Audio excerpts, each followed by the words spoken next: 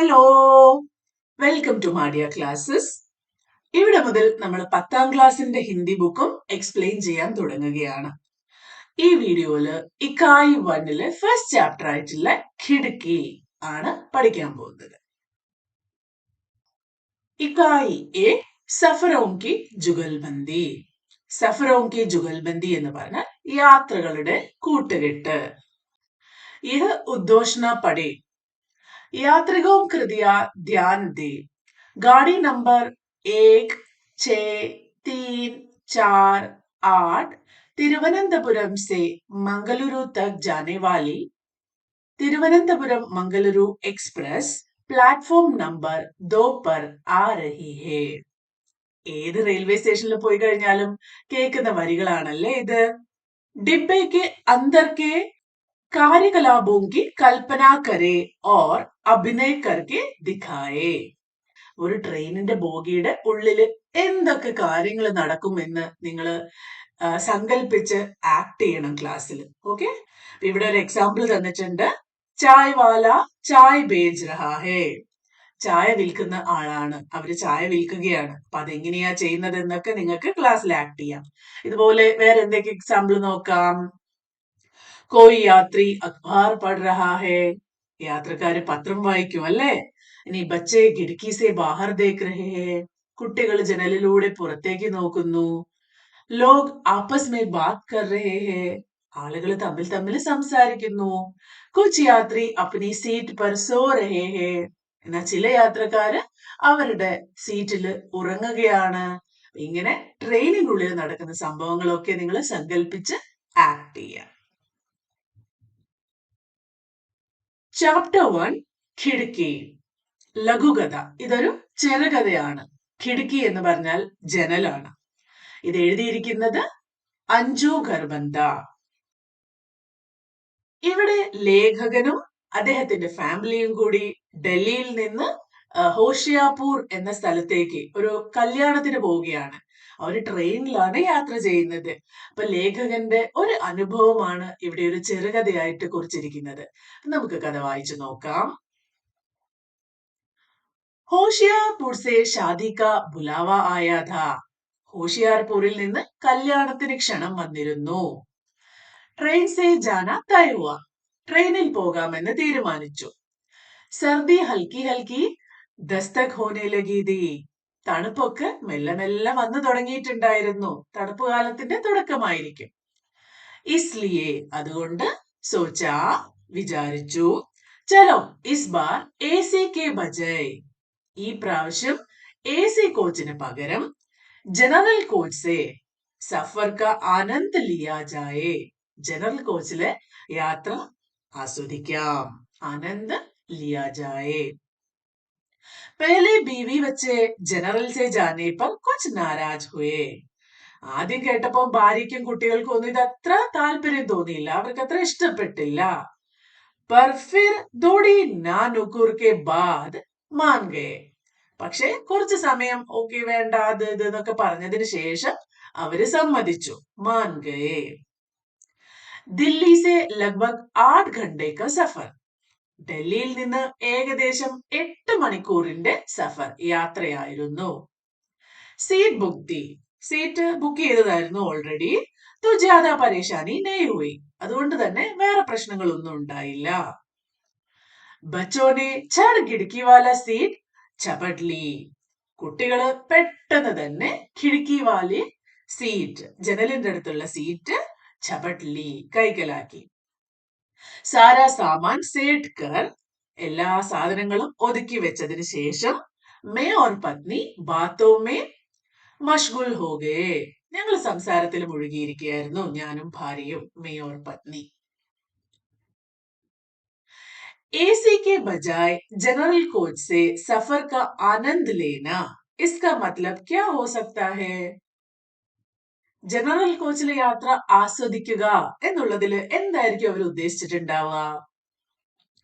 AC കോച്ചിലാവുമ്പോൾ ജനലൊക്കെ close ചെയ്തിരിക്കുകയായിരിക്കും, പുറത്തേക്കൊന്നും കാണാൻ പറ്റില്ല, അധികം ആളുകളൊന്നും ഉണ്ടാവില്ല അല്ലേ?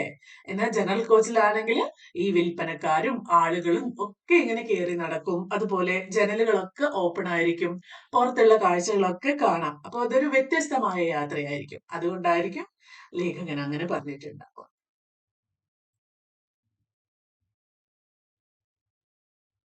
ദീദി, ജമ്മു की शाल ले लो, बहुत बढ़िया है. ചേച്ചി, ജമ്മുവിലെ ഷോള് എടുത്തുകൊള്ളൂ, വളരെ നല്ലതാണ്. रंग बिरंगी शालों का भारी गडर उड़ाए एक सावली सलोनी कजरारी आंखों वाली युवती पत्नी को ഇസ്രാർ करने लगी. ട്രെയിനിൽ യാത്ര ചെയ്താൽ അറിയാം, ഇടയ്ക്കിടയ്ക്ക് ഓരോ ആളുകള് ഓരോ സാധനങ്ങള് വിൽക്കാൻ വരുമല്ലേ. ഇവിടെ രംഗ് ബിരങ്കി ഷാലോങ്ക ഭാരി ഘടർ, കളർഫുൾ ആയിട്ടുള്ള വർണ്ണാഭമായിട്ടുള്ള ഷോളുകളുടെ ഒരു വലിയ കെട്ട്, ഘടർ എന്ന് പറഞ്ഞ ഒരു വലിയ കെട്ട്, ഉഡായെ എടുത്തുകൊണ്ട്, ഏക്ക് സാവ്ലി ഒരു കറുത്തിട്ടുള്ള, സലോനി ഭംഗിയുള്ള, കജ്രാരി ആങ്കോം വാലി കൺമഷിയിട്ട കണ്ണുകളുള്ള യുവതി, ഒരു ലേഡി, പത്നിക്കോ ഇസ്ഹാർ കർണേ ലഗേ, ഭാര്യയോട് ഇങ്ങനെ പറഞ്ഞുകൊണ്ടേയിരിക്കുകയാണ്, ചേച്ചി ഈ ഷോള് വാങ്ങൂന്ന് നിർബന്ധിച്ചുകൊണ്ടിരിക്കുകയാണ്. കിത്നെ കി ഹേ, അപ്പോ അദ്ദേഹത്തിന്റെ ഭാര്യ കച്ചവടക്കാരിയോട് ചോദിക്കുക, എത്ര രൂപയാണ്? കിത്നെ കി ഹേ, ഇതിന് എത്രയാണ്? 250 250 റുപ്പീസ്, 250 രൂപയാണ് ഒരു ഷോളിന് എന്ന് അവര് പറഞ്ഞു. ഇത്തി മഹംഗി, അയ്യോ ഇത്രയും പൈസയോ? ജ്യാദാ പീസ് ലോഗി തോ കം കർ ദൂംഗി. അപ്പൊ അവര് പറയാ, ജ്യാദാ പീസ് ലോഗി തോ, കൂടുതൽ ഷോളുകൾ എടുത്താൽ കം കർ ദൂംഗി, ഇതിന്റെ വില കുറച്ചു തരാം. മുझे दुकान खोलने है क्या? കുറെ പീസ് എടുത്തിട്ട് മുझे दुकान खोलने है क्या, എനിക്കെന്താ കട തുറക്കാനാണോ എന്ന് അദ്ദേഹത്തിന്റെ ഭാര്യ ചോദിച്ചു. ലേ ലോന ബഹനോ ഓർ ഭാബിയും കെ ലിയേ, എടുത്തോളൂന്നേ, നിങ്ങളുടെ സഹോദരിമാർക്കും അതുപോലെ ചേട്ടത്തിക്കും ഒക്കെ കൊടുക്കാലോ എന്ന് ആ ഒരു കച്ചവടക്കാരി പറഞ്ഞു. മേനെ പത്നിക്കോ ഇഷാര കിയ, അപ്പൊ ഞാൻ എടുത്തോളൂ എന്നുള്ള ഭാവത്തില് ഭാര്യയെ നോക്കി. ഉസ്നെ ആംഖേൻ തേർക്കർ മുझे ചുപ് രഹ്നെ കാ സംകേത് ദിയ, അവളാണെങ്കിൽ എന്നെ നോക്കി കണ്ണുരുട്ടിക്കൊണ്ട് മിണ്ടാതിരിക്കുന്നുള്ള ആക്ഷൻ കാണിച്ചു. സംകേത് ദിയ. അച്ഛാ 5 പീസ് ലൂ തോ കിത്നേക്ക് ദോഗി, ഞാൻ 5 പീസ് എടുക്കുകയാണെങ്കിൽ എത്ര രൂപയ്ക്ക് തരും? 200 രൂപയെ പർ പീസ് ലേന ദീദി, 200 രൂപയ്ക്ക് ഒരു പീസ് എടുത്തോളൂ. 5 പീസ് എടുക്കുകയാണെങ്കിൽ ഒരു പീസിന് 200 രൂപയ്ക്ക് എടുത്തോളൂ. നാ 100 രൂപയെ പർ പീസ്, എന്നാൽ അവരതിന് സമ്മതിക്കുന്നുണ്ടായിരുന്നില്ല. ഇവര് ഡയറക്റ്റ് പറയാ, 200 ഒന്നും തരാൻ പറ്റില്ല, നോ, 100 രൂപ ഒരു പീസ്, ഒരു ഷോളിന് 100 രൂപ തരാം. ദീദി 100 तो बहुत कम है, ചേച്ചി 100 രൂപ വളരെ കുറവാണ്. कहते हुए उसका गला रूंध गया और उसकी कजरारी आंखें भर आई. 100 രൂപ വളരെ കുറവാണ് എന്ന് പറഞ്ഞ സമയത്ത് അവരുടെ തൊണ്ടയൊക്കെ ഇടറുന്നുണ്ടായിരുന്നു. അതുപോലെ അവരുടെ കണ്ണ് ബർ ആയി, കണ്ണില് കണ്ണീരൊക്കെ വരാൻ തുടങ്ങി, കണ്ണുനീര് നിറയാൻ തുടങ്ങി. അവർക്ക് ആകെ വിഷമായി പോയി, ഇത്രയും വില കുറഞ്ഞ് പറഞ്ഞപ്പോ. യുവതി കാ ഗല റൂൻ ജാനെ കാ കാരൺ ക്യാ ഹോ സക്താ ഹേ, എന്തുകൊണ്ടായിരിക്കും പെട്ടെന്ന് അവരുടെ തൊണ്ടയൊക്കെ ഇടറിയിട്ടുണ്ടാവുക? അവരിത്ര കഷ്ടപ്പെട്ട് ജോലി ചെയ്യാണല്ലേ, അവരുടെ ആ ഒരു സാധനത്തിന്റെ പറഞ്ഞ വിലയേക്കാളും എത്രയോ കുറവ് വില ഒരാള് പറഞ്ഞപ്പോ അവർക്ക് ഭയങ്കര വിഷമായി പോയിട്ടുണ്ടാവാം. ചൽ ന തേരി ന മേരി 150 per പീസ്. അപ്പൊ അദ്ദേഹത്തിന്റെ ഭാര്യ പറഞ്ഞു, ശരി, ന തേരി ന മേരി, ഇന്ന് നിനക്കും ഇല്ല എനിക്കും ഇല്ല, 150 per പീസ്, 150 രൂപയ്ക്ക് ഒരു പീസ് എടുക്കാം. അച്ഛാ ദീദി ടീക്ക് ഹെ, ലോ രംഗ് പസന്ദ് കർ ലോ. ഓക്കെ ദീദി, ശരി എടുത്തോളൂ, ഇപ്പോൾ നോക്കി നല്ല കളർ നോക്കി എടുത്തോളൂ എന്ന് പറഞ്ഞു. കുച്ച് സോച്ചത്തെ ഹുए उसने कहा और घडर पत्नी के सामने सरका दिया.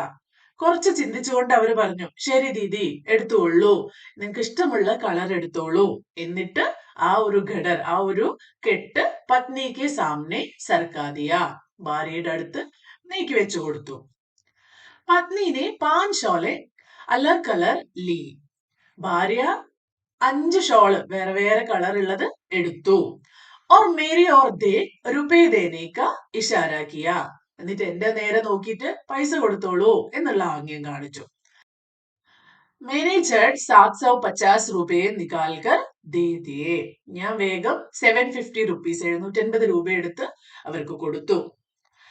उसके जाने के बाद रास्ते भर पत्नी की सुई इसी बात पर अड़की रही.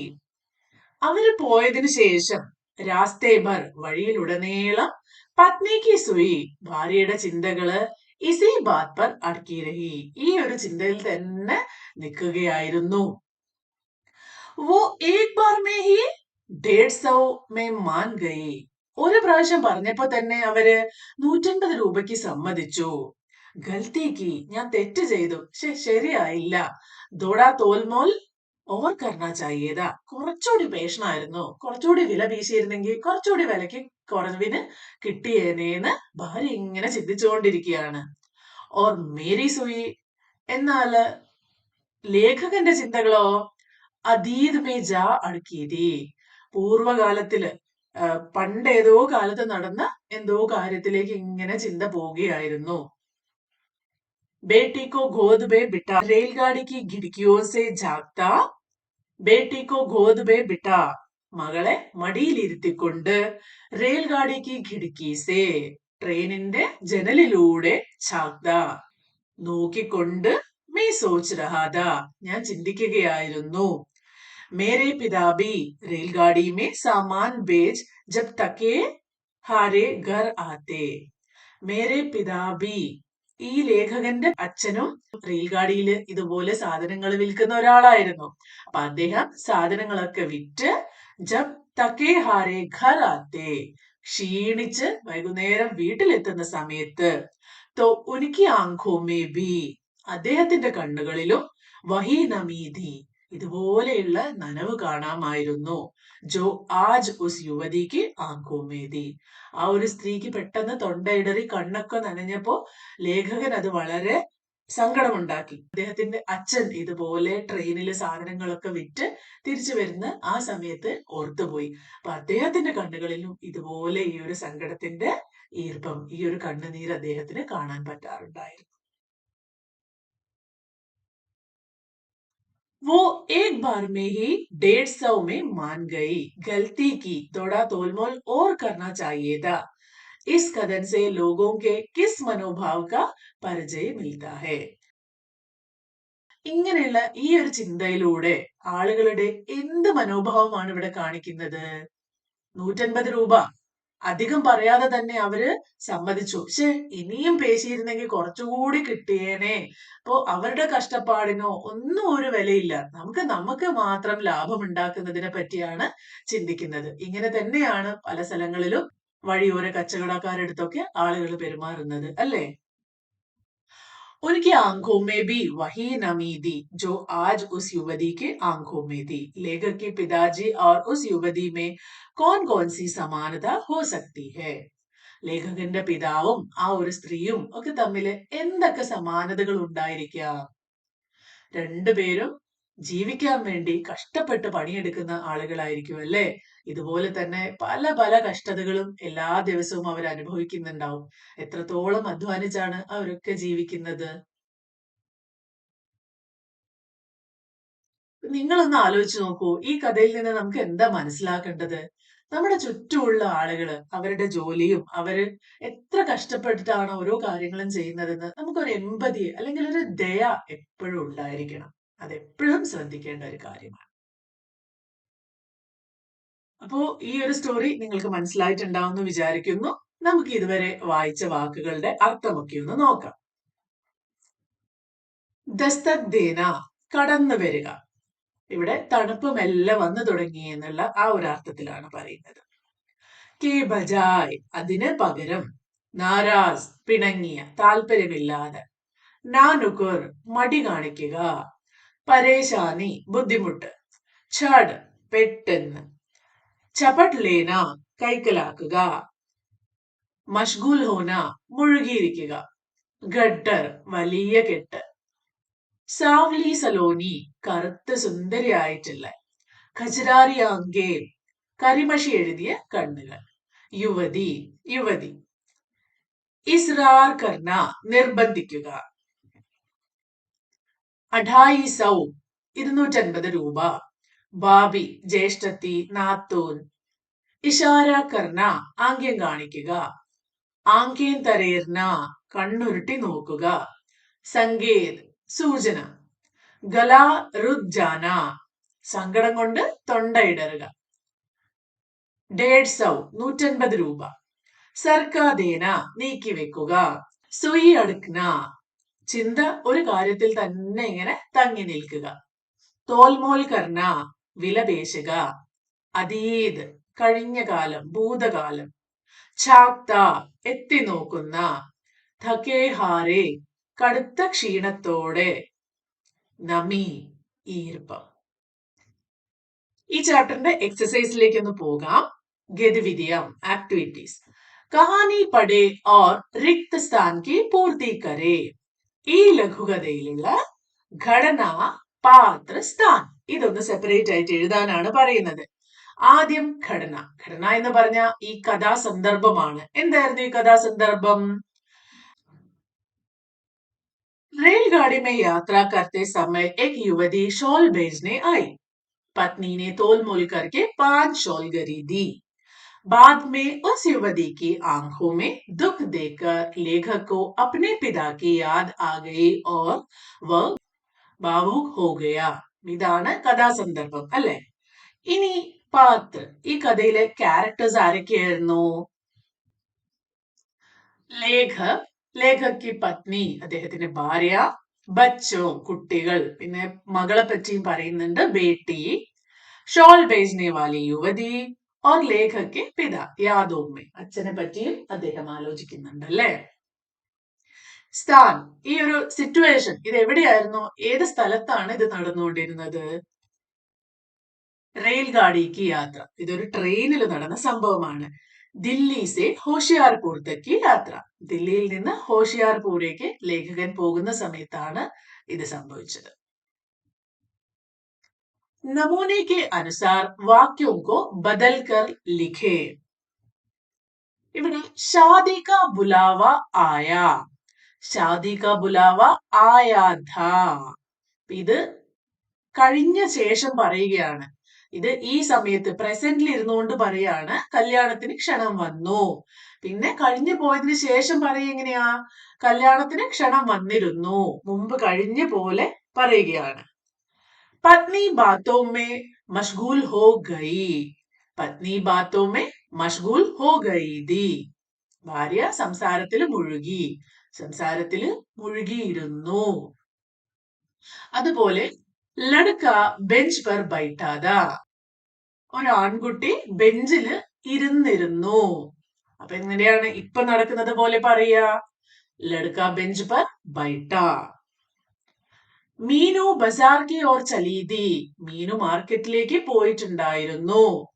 മീനു ബസാർ കി ഓർ ചലി, മീനു മാർക്കറ്റിലേക്ക് പോയി. ഇതുപോലെയുള്ള എക്സാമ്പിൾസ് നിങ്ങൾക്ക് ഉണ്ടാക്കാൻ പറ്റുമോ? നിങ്ങൾ മലയാളത്തിലൊക്കെ ഇതുപോലെ ഉണ്ടാക്കാറുണ്ടാവും അല്ലേ? അത് തന്നെ നമുക്ക് ഹിന്ദിയിലും എഴുതാം. ഇവിടെ നമുക്ക് കുറച്ച് എക്സാമ്പിൾ നോക്കാം.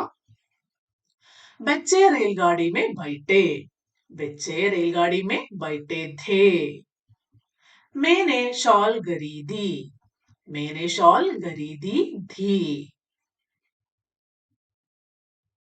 रेलगाड़ी के अनुभव ने पति को अपने पिता की याद दिलाई. റെയിൽഗാഡിയിലുള്ള ഈ ഒരു അനുഭവം ലേഖകനെ തന്റെ പിതാവിന്റെ ഓർമ്മകളിലേക്ക് കൊണ്ടുപോയി. ഉസ്കി ഡയറി ലിഖിയേ, അദ്ദേഹം ഒരു ഡയറി എഴുതിയാൽ എങ്ങനെ ഉണ്ടാകും? അദ്ദേഹത്തിന്റെ ഒരു ഡയറി നിങ്ങൾ എഴുതുക. നിങ്ങൾ ആദ്യം മലയാളത്തിൽ ആലോചിച്ച് കാര്യങ്ങളൊക്കെ എഴുതി അതിനെ ഹിന്ദിയിലേക്ക് മാറ്റി എഴുതാം. നമുക്കിവിടെ ഒരു എക്സാമ്പിൾ നോക്കാം. മനസ്സിലാവാൻ വേണ്ടി ഇവിടെ മലയാളത്തിലും കൊടുത്തിരിക്കുകയാണ്. आज मैं परिवार के साथ रेल यात्रा पर गया. यह यात्रा मुझे हमेशा याद रहेगी. यात्रा के समय एक गरीब युवती शॉल बेचने आई. पत्नी ने उससे बहुत मोल भाव किया. आखिर में वह कम दाम में शॉल देने के लिए मान गई। उसकी आंखों में आंसू आ गए। उसे देखकर मुझे अपने पिताजी की याद आ गई। वे भी रेलगाड़ी में सामान भेजते थे। दिन भर मेहनत करने के बाद जब वे घर आते थे, तब उनकी आंखों में भी थकान और दुख दिखाई देता था। आज मुझे समझ आया कि गरीब लोगों के लिए पैसे बहुत महत्वपूर्ण होते हैं। हमें उनकी मेहनत की കദ്ർ करनी चाहिए. ഇതുപോലെ നിങ്ങൾ നിങ്ങളുടേതായ രീതിയിലും എഴുതുക. कहानी की खिड़की अनेक आशयों का सूचक है. समझाए. ഈ കഥയുടെ പേര് ഖിടുക്കി എന്നാണല്ലേ, ജനലുകൾ. എന്നാൽ ജനലുകൾ എന്ന് വെറുതെ അങ്ങ് മീനിങ് അല്ല, അതിന് വേറെ പല മീനിങ്ങുകളും ഉണ്ട്. നിങ്ങൾക്കത് ഒന്ന് ആലോചിച്ച് കണ്ടുപിടിച്ച് പറയാൻ പറ്റുമോ? നമുക്കൊരു ഉദാഹരണം നോക്കാം. कहानी की खिड़की केवल रेलगाड़ी की खिड़की नहीं, यह बाहर की दुनिया और समाज की सच्चाई को देखने का माध्यम है.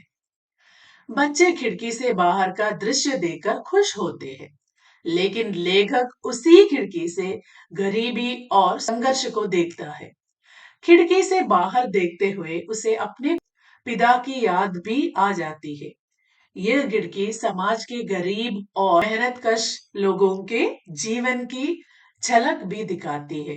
इसलिए खिड़की आशा, स्मृति, अनुभव और संवेदना का प्रतीक है.